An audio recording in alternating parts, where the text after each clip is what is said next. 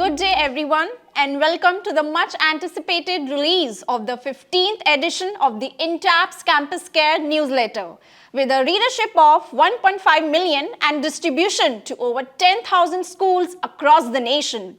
This newsletter serves as a valuable resource for the principals, directors and K-12 educators who seek expert insights and thought-provoking articles. Our mission is to provide a platform for our esteemed contributors to share their wisdom and students, teachers and parents, ultimately enriching the educational experience for all. Today, I am honored to introduce you to our Guru, Alka Singh, Principal, Bluebells Modern School, Gurugram, Haryana.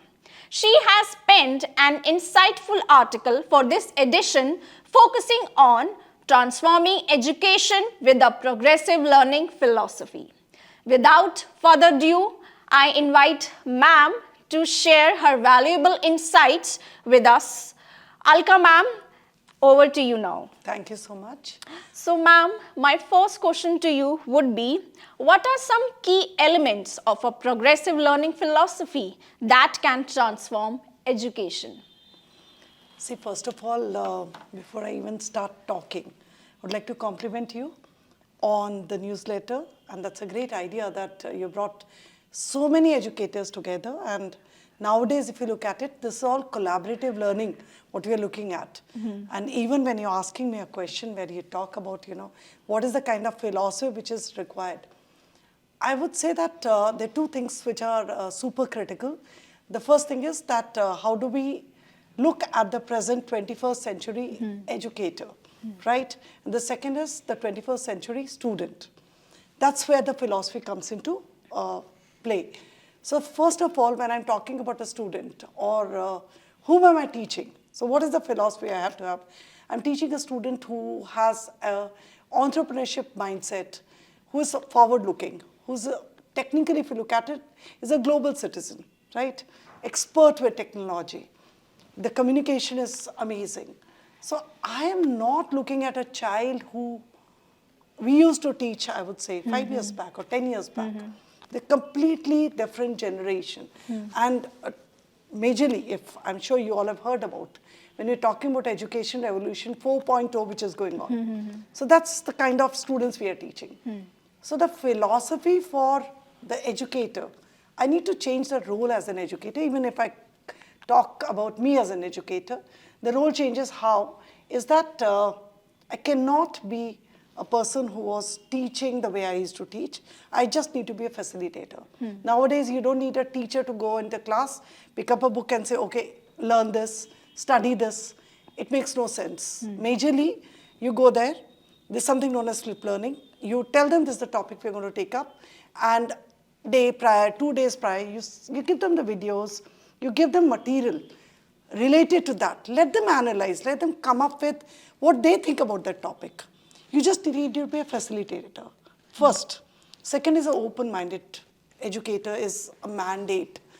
If the educators are not open-minded, believe me, we would not have the kind of generations we require in this world, especially if I talk about Bharat, our India, the kind of students what we require are something who are going to make this country reach on the top at 2047. Yes. So we need to change the complete scenario right now. Okay.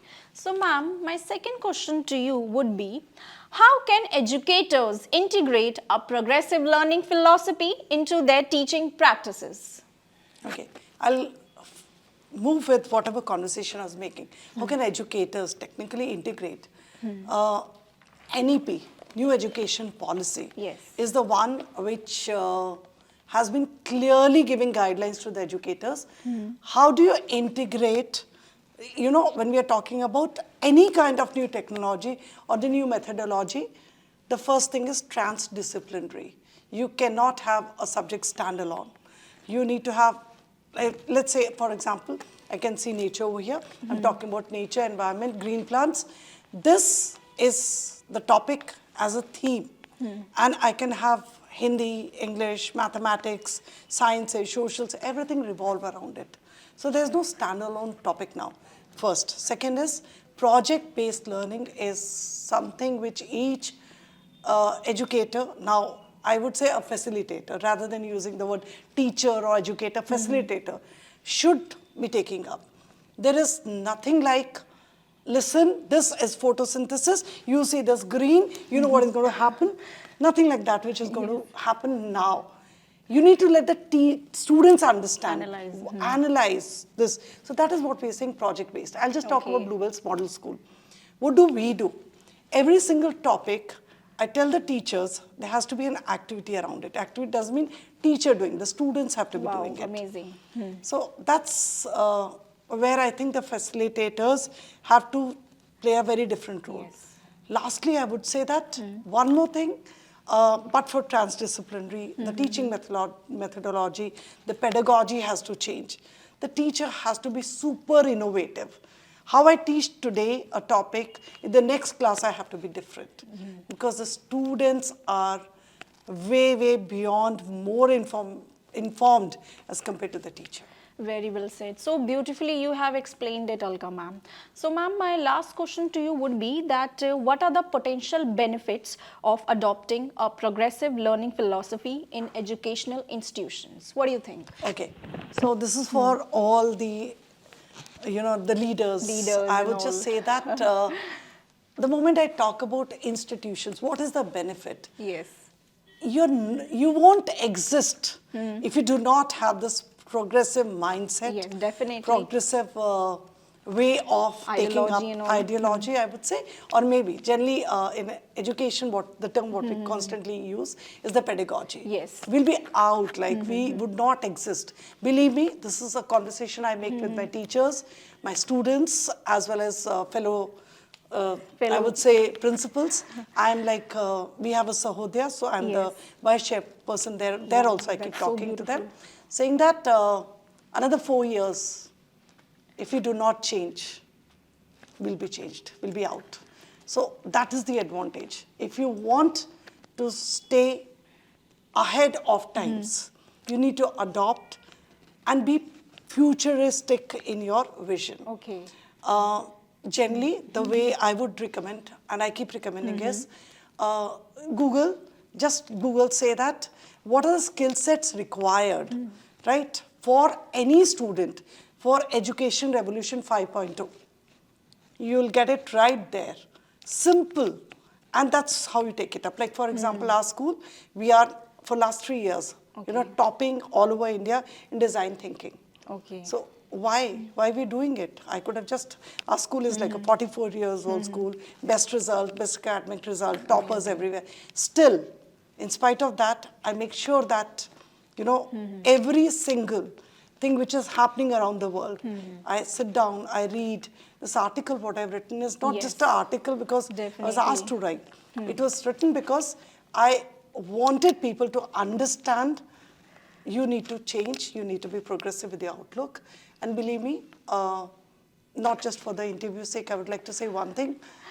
Today, each one standing here, listening, whosoever, if we do not operate from the future, this is a term I keep using, go to the future, look around and see what is the distance I need to cover up, how do I need to cover up, what is the change I need to bring about, then only I think we'll justify our role as leaders of school. Or maybe we call ourselves, when we say educators, we say we are the ones who transform, I would say, civilizations. So if you want to transform the civilization, change yourself, you need to have a super amazing progressive outlook. Wow, Thank you. That's so beautifully you have explained.